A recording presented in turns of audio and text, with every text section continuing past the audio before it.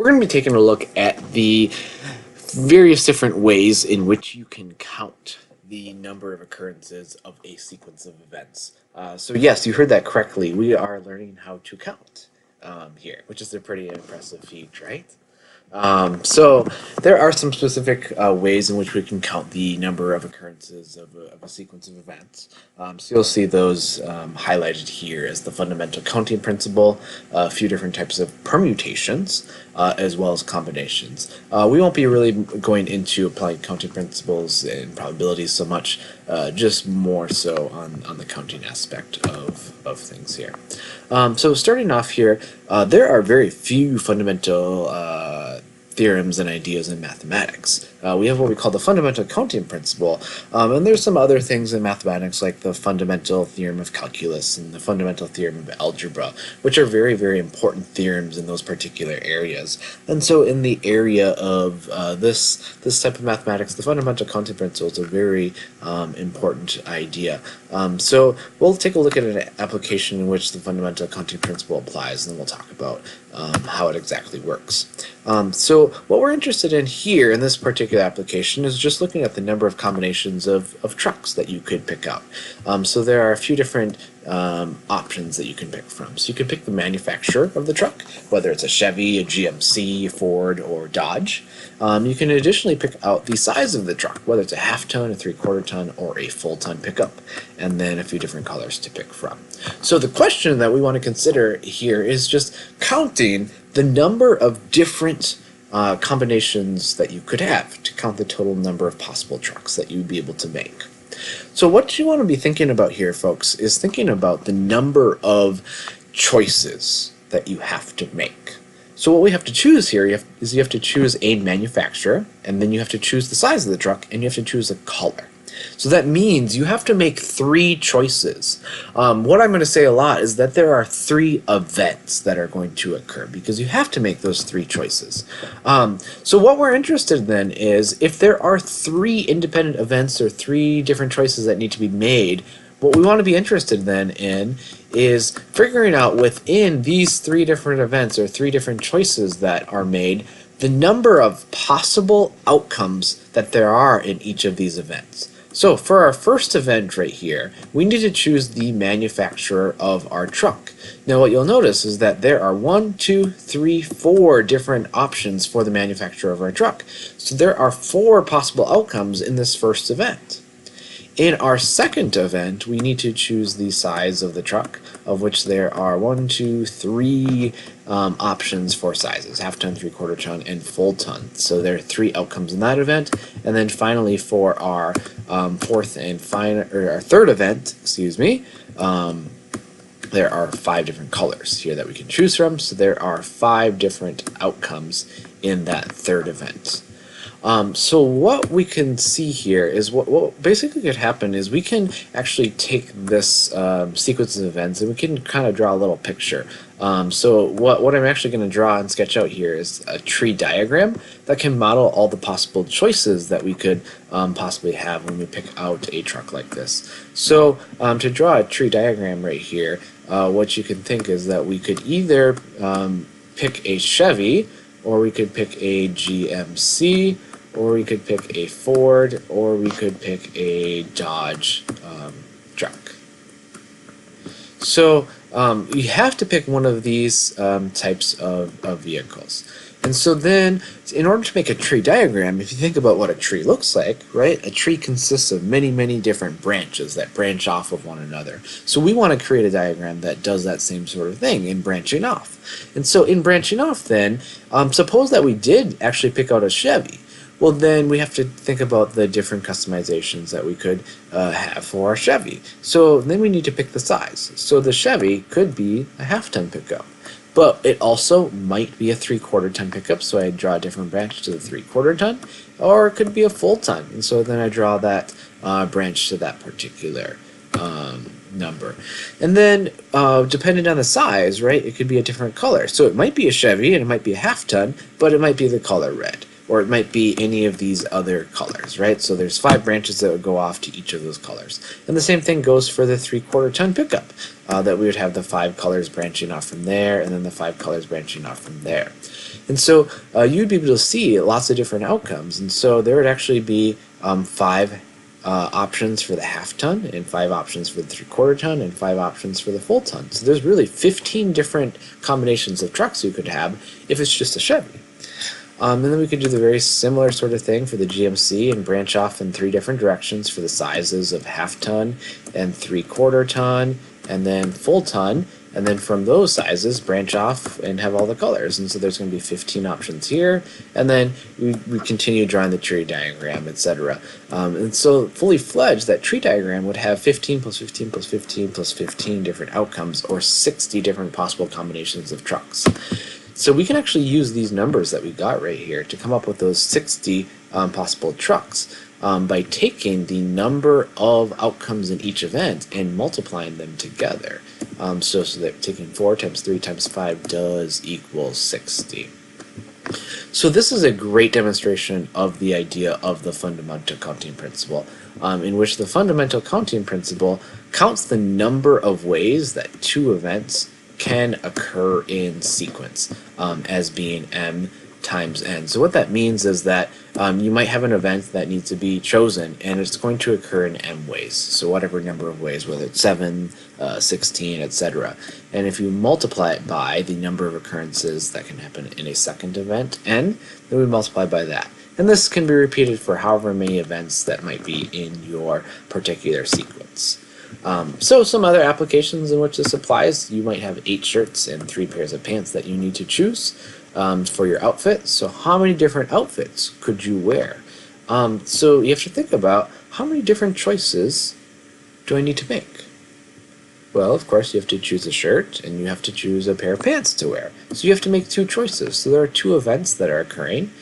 And it's a sequence of 2 events. So think about, for these 2 events, then, how many different outcomes there are. So there are 8 shirts and 3 pants, right? So that's the number of outcomes in each event. And if you multiply 8 times 3, that equals 24, meaning that there's 24 different combinations of shirts and pants that you could possibly wear.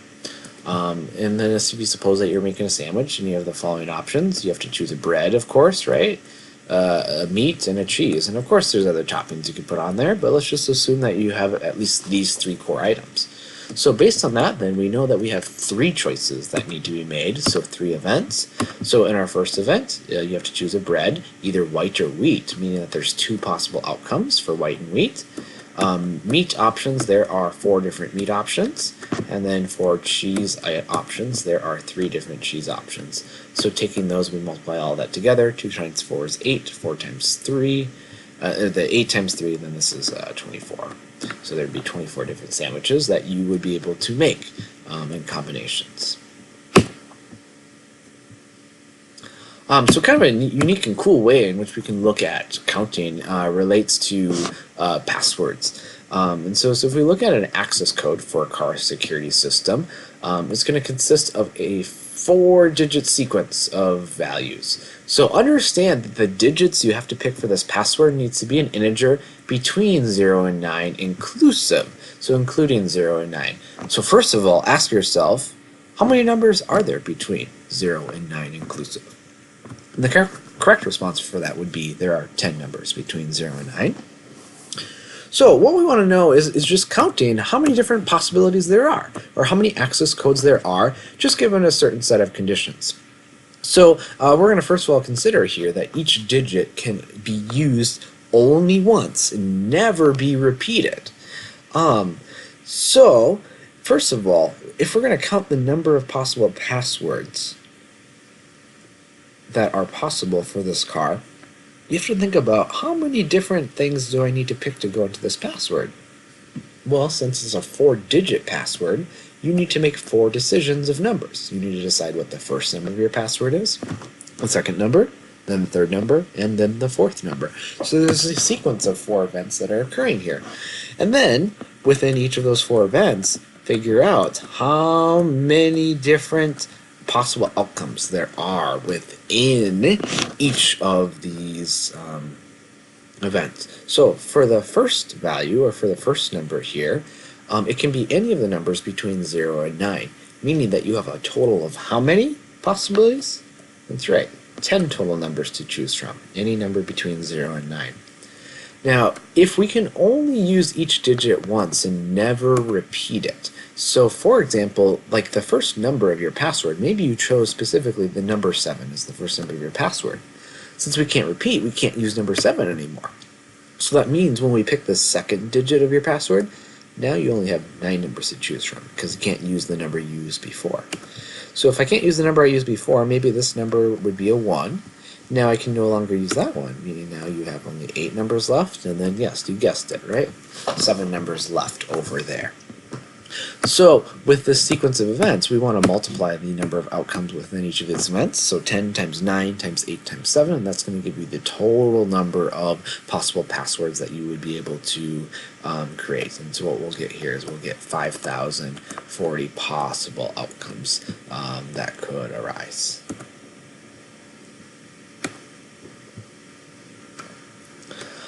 And then another condition here is that we can have each digit be repeated. So there's still going to be 4 events because 4 numbers need to be selected or picked. So there are 10 numbers, right, that you could have first of all. But now you can repeat the digits. So if I used like a 7, right, could I use 7 again? Sure. So how many numbers do you have to use for your second digit? Still all 10. And then again, still all 10.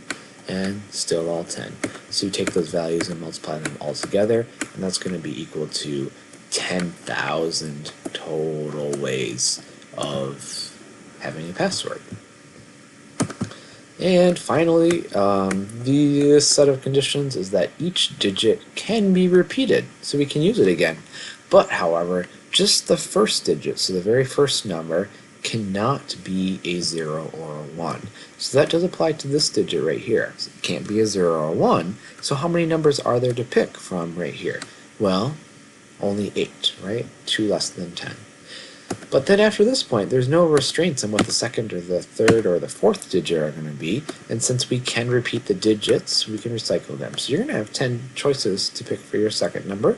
And then again, 10 choices for your third number and 10 choices for your fourth number, meaning that you have a total of, when you multiply all those values, 8,000 possible passwords that you could use. Now, this can also be applied to looking at situations in which you have license plates. So here in Minnesota, the common format of license plates is to have 3 numbers followed by 3 letters in that particular format. And so when you have to look at the number of possible license plates that are possible to be able to be created, you have to think about, well, how many different choices need to be made? Well, you have to choose a first number and a second number and a third number, right, etc. So there are 6 choices that need to be made. The first 3 being numbers and the last 3 being letters. So if you consider the condition where numbers and the letters cannot be repeated, we can never use them again. So for this very first one, it needs to be a number. There are 10 numbers between 0 and 9, so you would have 10 choices to choose from right there. So that would be 10. Now, since you can't repeat the numbers, now you only have 9 numbers to choose from for your second number, and then for your third number, the license plate, 8. Then the last 3 places here need to be letters. So in the English alphabet, there are 26 letters, so you would have 26 letters to choose from for this first letter. You can't repeat the letters either, so then you would only have 25 letters to choose from, and then finally 24 letters to choose from. So taking those 6 values, then we'd want to find what the product of all of those are. So we'd want to take 10 times 9 times 8, and then multiply that also by 26 times 25 times 24.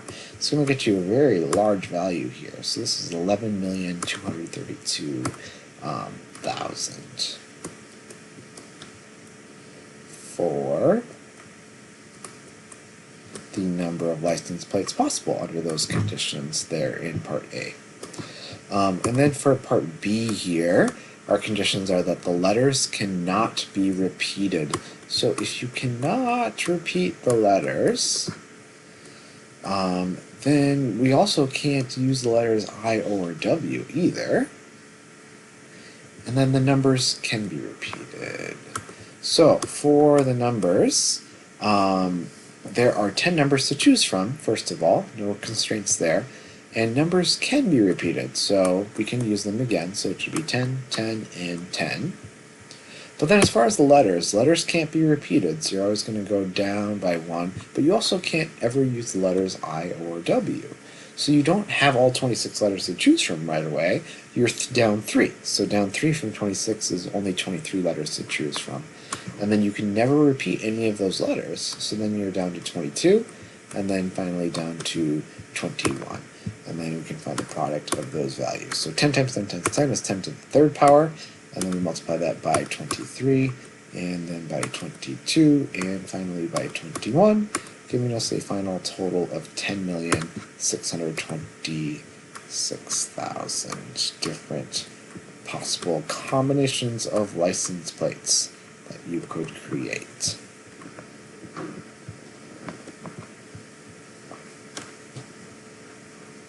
So I'd like you to consider a few different situations here to help you connect your understanding of the fundamental counting principle to now permutations, another way of counting the number of occurrences of events. So consider right here that we have 3 chairs in a row, and we're interested in counting the number of ways there are to seat 3 people in a row such as this. So you might imagine, right, that you could seat a first person in the first chair and a second person in the second chair, and then a third person in that third chair. Now, people are distinct objects, and so as such, if I put the same person there, but put the third person and then the second person there, that is a completely different ordering of the row, and that's important to us. And so there's a different way of seating. And so some of the other combinations of ways that we could seat people is put the second person and then the first and the third, or the second and then the third and then the first, or the third and the first and the second, or the third and the second and the first person. So as you can see, there are a total of 6 different ways that we could seat 3 people in a row. Now, why is it 6 total? So again, going back to thinking about, well, if we're trying to count the number of ways that this can happen, how many events are there that are occurring? Or in other words, how many choices do you have to make when you're choosing to seat 3 people in a row? Well, obviously you have to make 3 choices because there's 3 chairs, and so thinking about then with those 3 choices, for the first chair, how many different possible things could be in there, or how many different outcomes? Well, since you have 3 people to pick from, there's 3 people there. Now, can we repeat people when we're seating them in a row? Certainly not. So as soon as you seat one of those 3 people, now you're only down to 2 people. And then as soon as you seat that person there, there's only 1 person left to go in the last chair. And since this is a sequence of events, right? 3 times 2 times 1 equals 6 different ways to be able to seat these individuals. Suppose we wanted 4 people in a row. Well, now obviously you can see that there must be 4 events that are occurring, or 4 different decisions.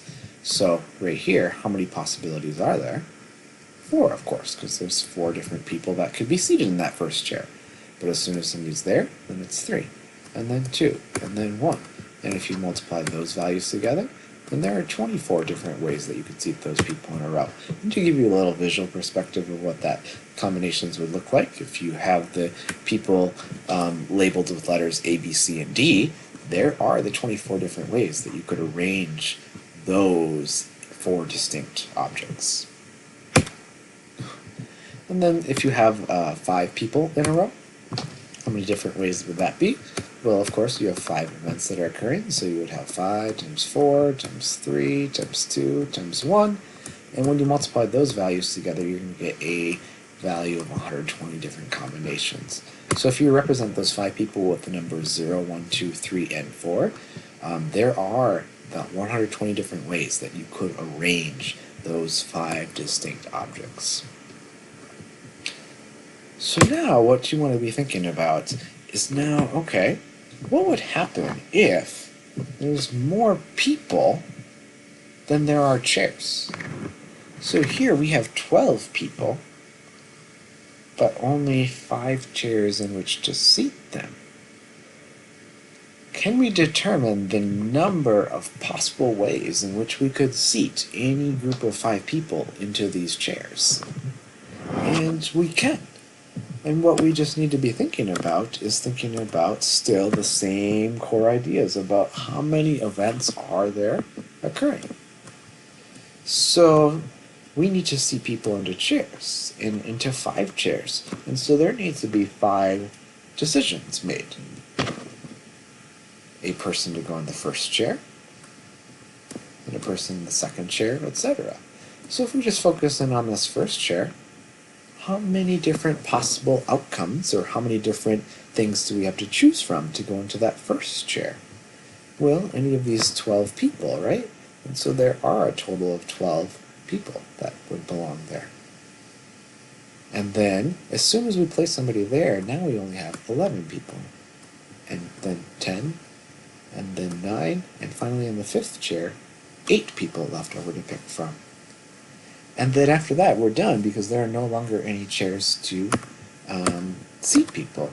And so we just take those 5 numbers and multiply them and come up with what our total number of ways to seat 12 people into 5 chairs is. So 12 times 11 times 10 times 9 times 8 would give us a value of 95,040 different ways to seat 5 people into, or 12 people into 5 chairs.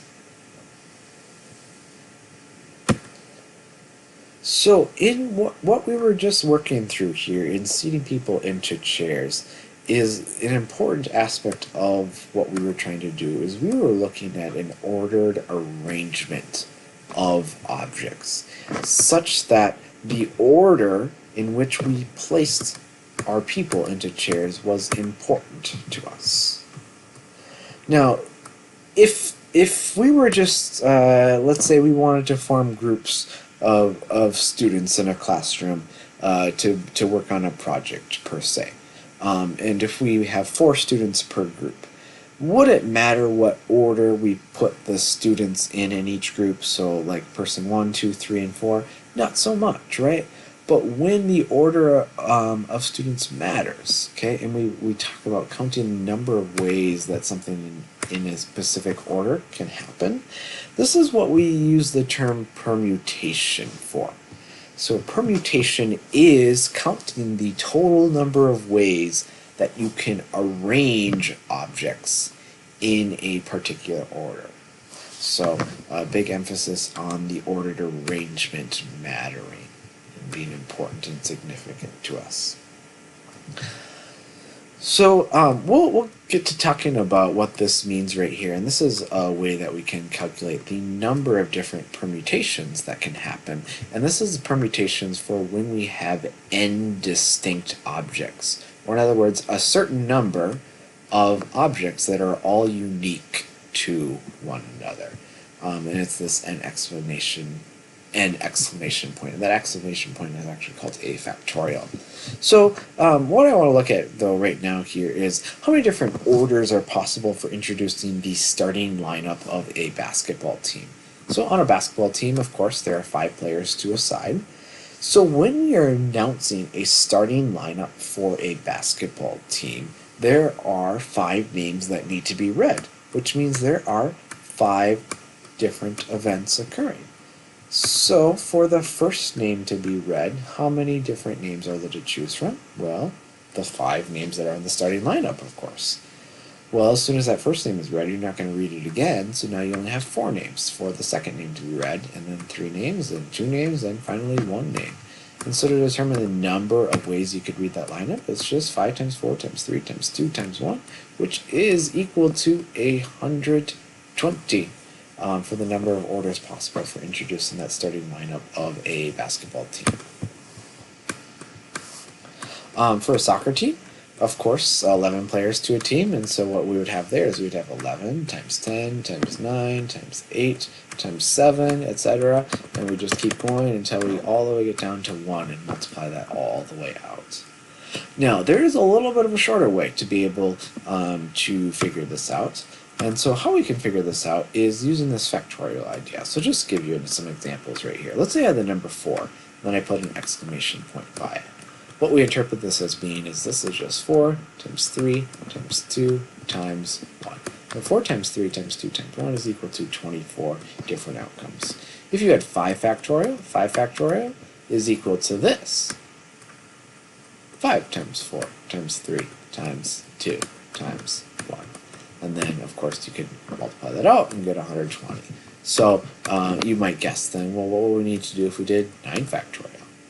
Well, of course, you start at 9, and then you multiply by all the integers that are below 9, just counting down until you get down to 1. So 9 times 8 times 7 times 6 times 5 times 4 times 3 times 2 times 1, etc. Okay. So this is the idea of what using this exclamation point is all about. So this is called, again, a factorial. So what a factorial does is it takes that number, as you see here, it multiplies it by a number less than it, and then 2 less than it, and 3 less than it, until you get all the way down to 1. So a little shorter way that you could express some of these. So for example, this one, the basketball team, 5 players, since you did 5 times 4 times 3 times 2 times 1, this is equivalent to 5 factorial. So 5 factorial is 120. To simplify the process for a soccer team, you could save yourself a little bit of time. Instead of typing out 11 times 10 times 9 times 8 times 7, etc., and taking all that time, you can just say that this is actually 11 factorial. And there's actually a very nice way on your graphing calculators to be able to figure this out. So to figure this out on a graphing calculator, 11 factorial, if you type in that number 11 first, and then all we need to do is just locate where the exclamation point would be. So where you're going to want to go here is to the math button of your graphing calculator, and when you click that, it brings you to this menu, and we want to go to the probability menu. So if you arrow over to the probability menu, there we are, and then you'll see number 4 right here has the exclamation point. So if we choose number 4 there, then you get the exclamation point and hit enter on that, and this is going to tell you what 11 factorial is. So it is calculating what 11 times 10 times 9, etc. is. 39,916,800 is what our result is. And yes, that is definitely totally correct. So it seems absurdly large, right, that for just 11 players on a soccer team, that there's like 39, almost 40 million different ways that you could read off those 11 names, different orders, and it's absolutely true. There are that many ways that you could read off unique orders of those names.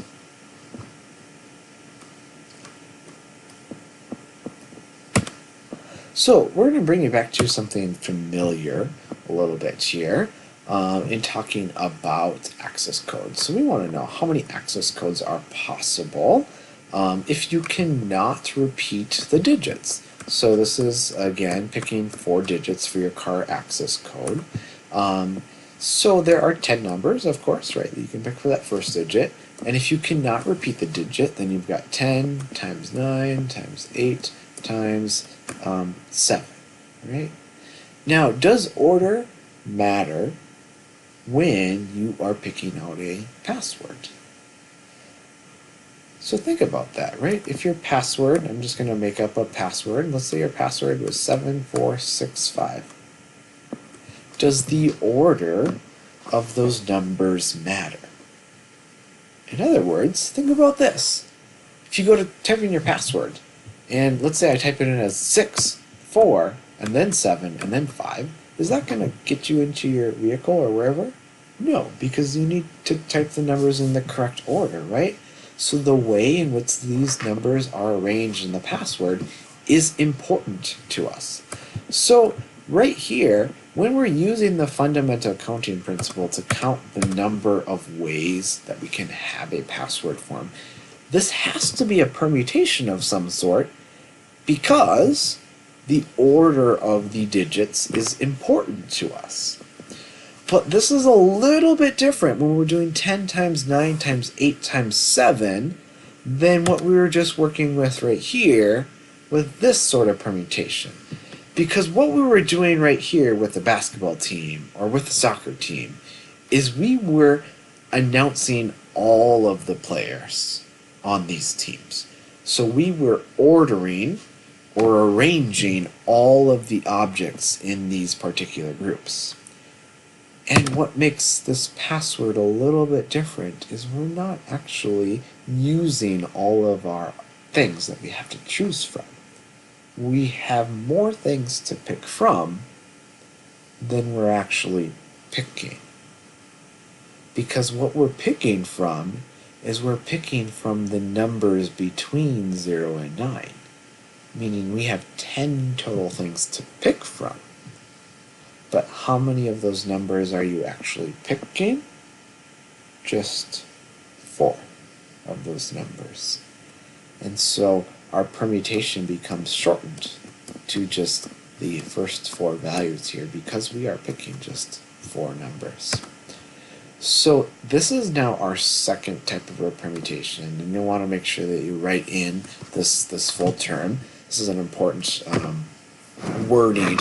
So it does say permutations of n distinct objects taken r at a time. And this would be counting an order arrangement of some objects from a group. And so the way that we'll express this is in NPR, where n is representing the number of objects that you have to pick from, so more like the total to pick from, and this r value is the how many you are actually picking. So this is just some of the objects, right, that you're actually picking, and this is like more like the total number of objects that you have to pick from. And I'll talk a little bit about this particular formula. So just to hash out this permutation idea a little bit more here, we'll take a look at 8 skiers that are competing in a moguls or a snow bumps competition. So we want to know how many different orders can the skiers finish the competition. So we're interested in their finishing, meaning who's getting first place, second, third, etc. And it's the skiers, assuming then all of the skiers, all 8 of the skiers. So if we're looking to arrange all 8 of the skiers and place them, we are interested in those 8 events. First of all, deciding who gets first place. Well, there's 8 competitors vying for that spot, so there's 8 possibilities. But only one person can get first place. So second place, now there's only 7 people that could place second. And then 6, and 5, and 4, and 3, and 2, and 1. And then, of course, we'd want to multiply this.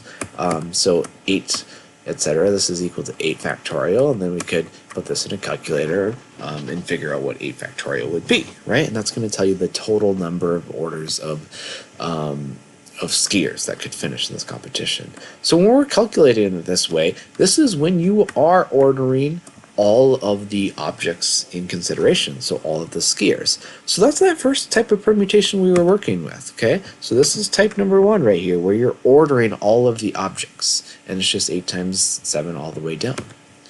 But if you suppose we change the question just a little bit right here, and we're looking at how many different ways can 3 of the skiers finish in either first, second, or third places, then now we're no longer thinking about all 8 skiers and how they place. We're just interested in 3 of the skiers placing. Who gets first place, who gets second place, and who gets third place. So there are 3 different events, right, that we need to decide upon. So thinking about, well, in first place right here, how many different choices do we have? Well, there's 8 skiers, so 8. And as soon as somebody places first, now only 7, and then 6 people vying for that third place spot. And then we're done because we're only worried about first, second, and third places. So what we have going on here, folks, right, is that we have more objects or more people, the 8 skiers, than we are actually picking, because we're only picking first, second, and third place, or picking 3. So this is an example of an NPR where we are picking just some from a larger number of things to pick from. And so when we do 8 times 7 times 6, this will be equal to 336 different ways in which we can have placements of first, second, and third place. So how does this connect? Okay, so right here, this is something that you can put into a calculator to calculate. So you don't really need to use this formula at all. Okay, I'll show you how you can do this in your calculator, and that's all that you'll need to do. So this first number n is the total number of things you have to pick from. So to kind of re-express what's going on right here, there are a total of 8 things to pick from, hence the 8 skiers. So 8, and then p, and then r is the number of things you're actually picking from. So since we're just interested in first, second, and third place finishings, then that is going to be a 3, an 8p3. So to take an 8p3, you can put this into a calculator, and the way that you'll want to do this is by first of all typing in that number, since that comes first, 8. Now what we want is we want to get the p into place here. So you want to go again to the math button, like we found the exclamation point, and in the same place, arrow over to the probability menu, and you'll see that the second option, number 2 right here, is NPR, for a permutation of n distinct objects taken r at a time. So if you select that particular option, then you'll see that that p comes up. So the 8 is in front of it, and then the p, and then you can type in the last number, which is the 3 for first, second, and third places. So now you'll see that it comes out to be, yeah, interestingly enough, right? 336, which is exactly what we got when we took 8 times 7 times 6. So just to kind of show you what this formula actually really does, again, you don't need to use the formula, just type this into your calculator. But if we use the formula, n is the total number of things. So this should just be 8 factorial, and then we divide it by, so in parentheses here, we're going to have 8 minus, and then this r value right here is going to be 3, right? Because that's the first, second, and third places. So 8 factorial, if I wrote that all the way out, would be 8 times 7 times 6 times 5 times 4 times 3 times 2, and then times 1. And then we would divide that by 8 minus 3, and that's supposed to be factorial. So 8 minus 3 is 5. So 5 factorial would be 5 times 4 times 3 times 2 times 1, right? Now, a nice thing that's going to happen here is 1 over 1, that's 1. 2 over 2, 1. 3 over 3, 1. 4 over 4, 1. 5 over 5, 1. So they sort of cancel each other out. And what are you left with then? 8 times 7 times 6 is the only thing that remains, just as you see here. And so that's how we're coming up with the 336. And then this would be a third type of a permutation. So what you want to think about here is think about, for example, the word mom. Okay, and so the question that I want you to think about, and that you should be asked about this word mom, is how many different ways could we arrange or order these letters? Because if we're talking about permutations, right, we're talking about the order of these letters. So you could start listing out and writing out the different ways that you could arrange the letters here. So you could spell perhaps this word, if you start with O-M-M, right, or you might start with 2 M's followed by an O, and that would spell mo. Are there any other possible spellings? No, that would be about it, right? Because otherwise, yeah, that's it. Just those 3 possible words. So with those 3 letters, right, from mom, you're able to spell 3 different words, right? Now, is that the same if I had a word like, let's say, the word act, and I wanted to find the number of different ways that I could arrange the letters in the word act? Well, what are the other ways? We could still start with A, but switch where the T and C go. Now, I know that's not a real word, but it's an arrangement of the letters. We could also spell, now this is a real word, right, cat. Or we could spell, still starting with C, C-T-A, or C, or let's see, we haven't started with T yet, so we could spell T-A-C, tack, or we could spell TCA. And I think that'd be about it. So you'll see with those 3 letters, we were actually able to spell 6 words. But over here, we can only spell 3 distinct words. And why is that? Well, in mom, right, we have a repetition of 2 letters, which means that when we have those repeated items, we can only get a certain number of distinct spellings of words. And so we get a much smaller distinct spelling of words when there is repetition of items. Now, if I labeled this M as being M1 and this M as being M2 and this M as M1, M2 and this M as 1 and S2, I could respell mom if I wanted to, and then have it MOM, but instead of this one being M1, I could call this M2 and call this M1. But really, does that spell a different word? No, it's still going to spell mom, right? But you could still see that you would get 6 different words. But we don't really care about that, right? So if we don't care about that, then we need to be able to talk about what happens when we have ordered arrangements when there is repetition or repeated items like the M's. So when we're interested in permutations in which there's repetition, we are referring to this as a distinguishable permutation and looking at the number of permutations of n distinct objects when they are distinguishable arrangements. So let's look at some examples here, and there's a formula that we're going to use to kind of figure this sort of stuff out. So in how many distinguishable ways could a city plant 7 oak, 8 maple, and 5 pine trees along the side of 1 block of a street? So this n number here should be representing the total number of objects you have. So what you kind of want to think about here, folks, is think about the fact that there are 7 oak trees that we are having. So what we're going to consider here, let me get this arranged correctly here, give me a minute.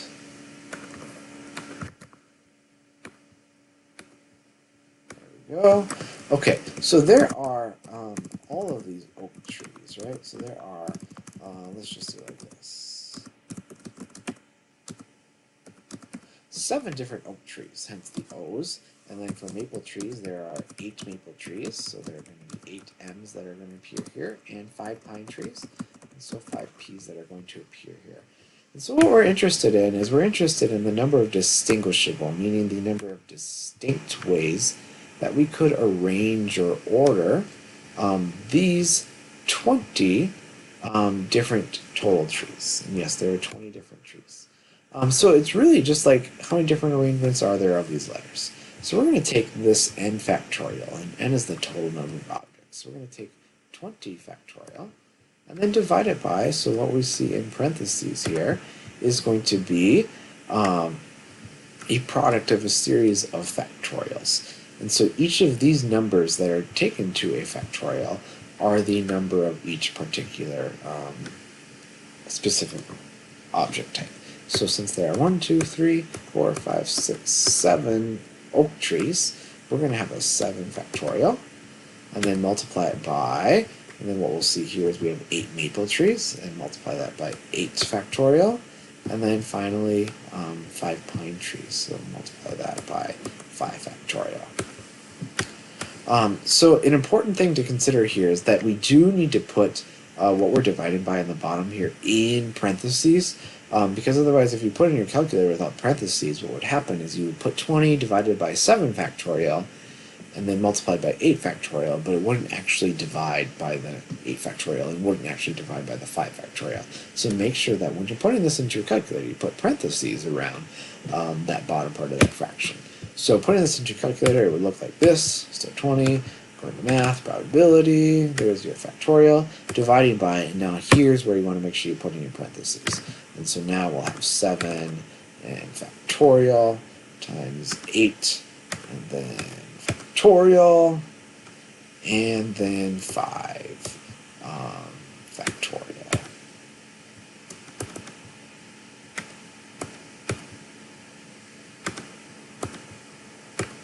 And then we'll hit equals on that, and we get 99,768,204 40 different ways of arranging these 20 trees in which there are repeated items, right? Because you have multiple pine trees, multiple oak trees, multiple multiple maple, multiple pine, multiple oak trees. So because there's a repetition of those items, we're using a distinguishable permutation. Okay. So again, since these are distinguishable permutations, if you see this keyword distinguishable, okay, that's like you have to know that you're calculating a distinguishable permutation. But again, what makes something a distinguishable permutation is you're looking at the number of distinct ways you can arrange or order something, and that's taking into consideration the fact that you have repeated items. So suppose that we just take the letters from a word like sleeplessness. We want to know how many ways can you arrange the letters in that particular word. So in this particular word, is there any repetition? Well, of course, right? You've got some E's that you use again, S's that you use again, so there is repetition of items. So using the same sort of idea of this formula here, you want to take the total number of items that you have to choose from. So that's going to be the total number of letters. 1, 2, 3, 4, 5, 6, 7, 8, 9, 10, 11, 12, 13. So there are 13 total letters in that word, and we want that factorial. And then we divide this by, and then in parentheses, the number of each type of thing. So I'm going to keep track here that for the S's, I have 1, 2, 3, 4, 5 S's. So for S's, I have a total of 5 of them. For L's, I have 2 L's in that word of sleeplessness, so 2 repetitions of that. For E's, I have 1, 2, 3, 4 occurrences of the letter E in my word. And then for P's, I only have 1 P, and then I only have 1 other letter, which is an N, just 1 occurrence. So what we'll have here is we'll take those numbers of repetitions of each object and multiply their factorial. So 5 factorial times 2 factorial times 4 factorial times 1 factorial times 1 factorial. So putting this into a calculator, you don't necessarily, I guess, need the 1 factorials, right? Because what is 1 factorial? 1, of course, right?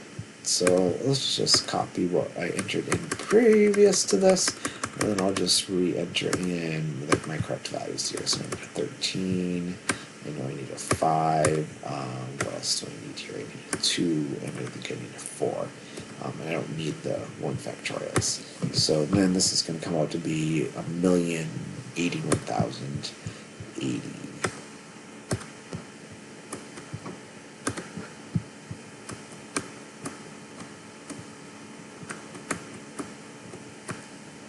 For the number of ways in which you can arrange the letters in this word sleeplessness.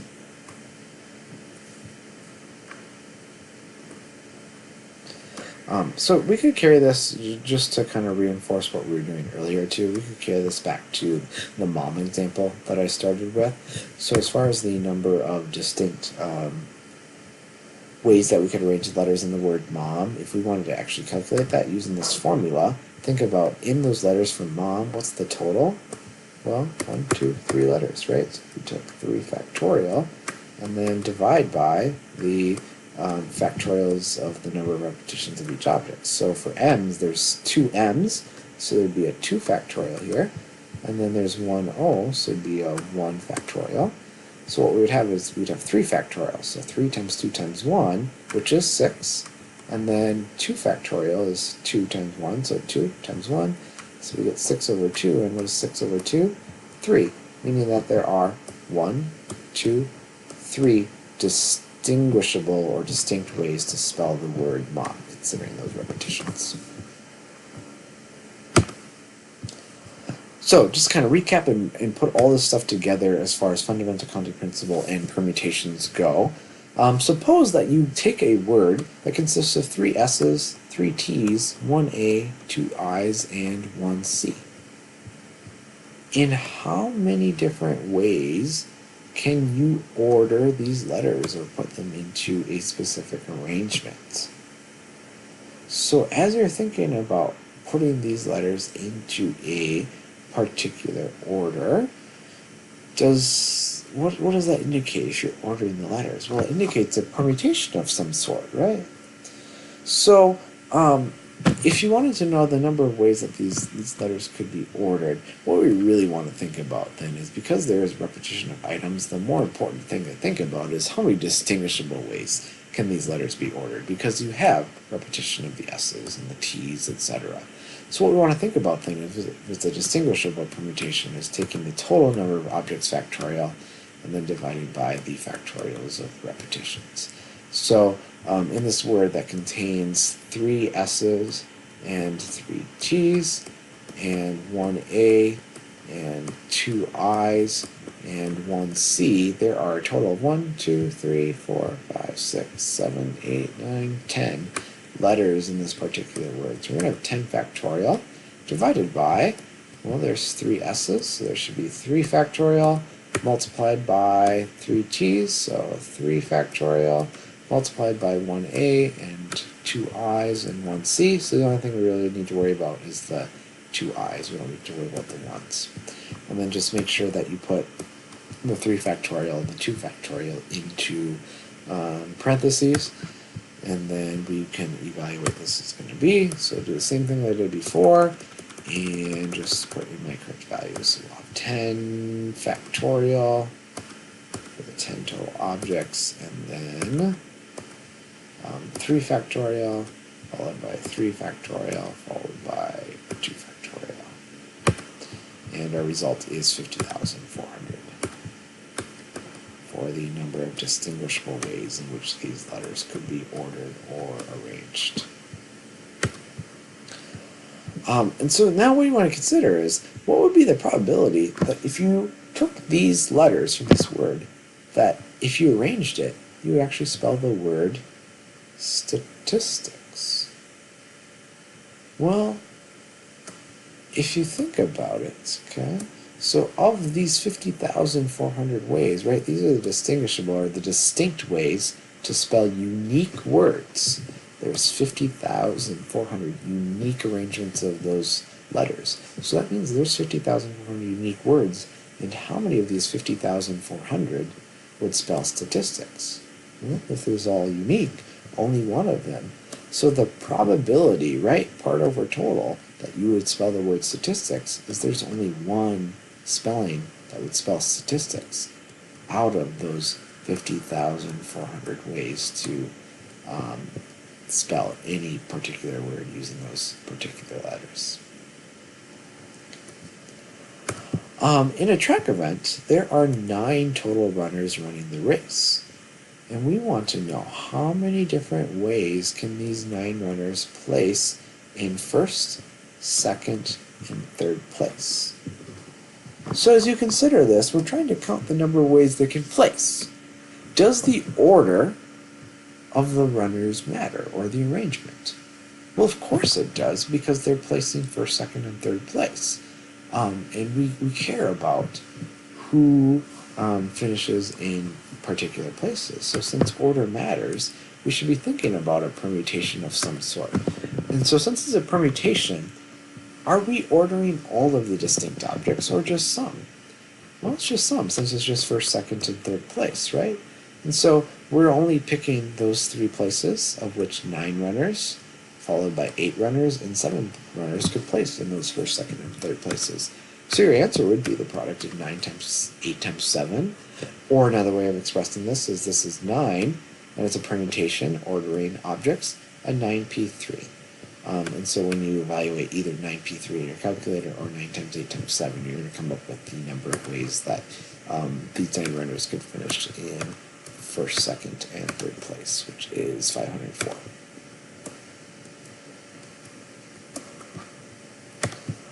And then we're looking at how many different ways can a kindergarten class line up for recess if there are 15 kids in the particular class.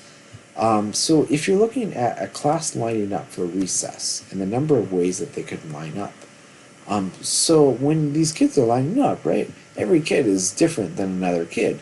So how they are arranged in a line is of importance to us, because each arrangement will be unique and different. So this is a permutation of the 15 kids, and it is all 15 kids, right? So there's 15 choices that need to be made. So basically you're going to have 15 times 14, etc., all the way down until you get to 1, which you could just simplify that a little bit and just say that this is 15 factorial, 15 with the exclamation point. And then we can evaluate that is 15 factorial comes out to be, so now when you type this in, you get kind of an interesting thing, right? Because you see the E and the 12. So what this means here is I have 1.307, or I might just round it to say like 1.31, and just go that far with it for now. So about 1.31. And what this E12 means is this decimal number here multiplied by 10 to the 12. So it's really like in a scientific notation. So it's 1.31 times 10 to the 12th power. So if you move the decimal point like over 12 places, then you would get your value. So this is like billions or something like that, like a billion different ways that you could arrange these 15 kids, which is kind of crazy, ridiculously high, but it's ever so true. And then finally, the last example here, just to kind of summarize what we've been looking at so far here, is choosing from 3 flavors of ice cream and 5 toppings and 3 sizes, and looking how many different ways there are to order your ice cream. So this is a little bit different because you are not actually trying to arrange or order anything as far as putting things in a specific arrangement. But what you are doing here is you have to pick an ice cream, and you have to pick a topping, and you have to pick sizes.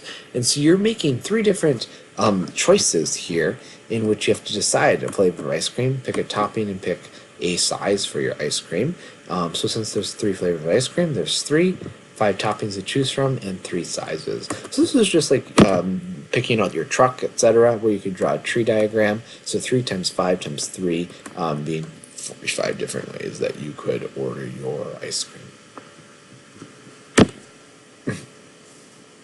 All right, and this is the last little segment in this particular section on counting, in which we look at the number, looking at combinations of objects. So what makes a combination different a little bit here is that we do not give preference to the arrangement of objects in counting the number of ways they can occur. So the important thing about a combination is that the order of the objects does not matter whatsoever. I alluded to this earlier in talking about forming groups of students. So some key words that we'll be looking for when we look at combinations would be like putting people into a group or committee. Because when you are picking people to be selected into a group or committee, it does not matter to us what position they're in, or who's first, who's second, who's third. We're just more concerned about who's in the group. And so if you're picking, let's say people, and I'm just picking letters to represent people, if I pick J, M, L, and R, okay, and I pick those 4 people to be part of a group, do we care if it's spelled L, M, R, J? No, we just care about those 4 people. So if we're just interested in that, we're looking at a combination. But if we were interested in the order of the letters, okay, like it's important in a code or in a license plate or in a race or who's president, vice president, secretary, forming a role, the order or the arrangement of those objects matters in those circumstances, okay? And there are situations with cards too, but we won't really be looking at that so much. So a couple examples here of combinations is in a class of 26 students, we might be interested in knowing how many ways a teacher can pick a group of 5 students. So we're picking a group of 5 students. Do we care what order those 5 students go in? Certainly not. So this is what we're going to refer to. So it looks exactly like an NPR, but it's just an NCR. So the first number is still the total number of things, so 26, and then we're going to choose 5 different things to place. And again, this is something you can just put into a graphing calculator, so you don't need to actually use this formula whatsoever. Just use your calculator and you can find your result.